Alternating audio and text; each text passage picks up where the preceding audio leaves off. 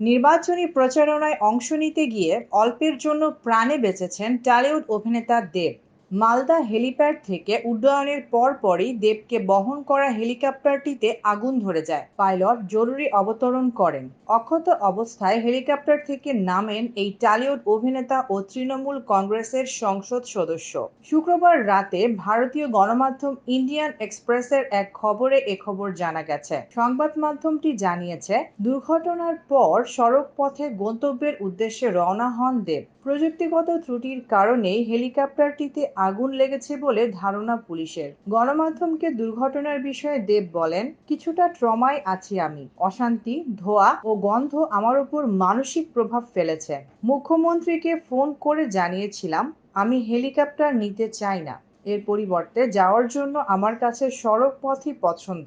উল্লেখ্য, আগামী ৭ মে মালদহ উত্তর, মালদহ দক্ষিণ, মুর্শিদাবাদ ও জঙ্গিপুর কেন্দ্রে লোকসভা ভোট অনুষ্ঠিত হবে। সেই নির্বাচনে ঘাটালেন তৃণমূল সংসদ সদস্য হিসেবে প্রার্থী দেব। শেষ মুহূর্তের প্রচারণায় অংশ নিতেই মালদহে গিয়েছিলেন তিনি। সেখান থেকে মুর্শিদাবাদ যাওয়ার পথেই তার হেলিকপ্টারে আগুন ধরে যায়। Mou Rahman, news desk, ITV Bangla.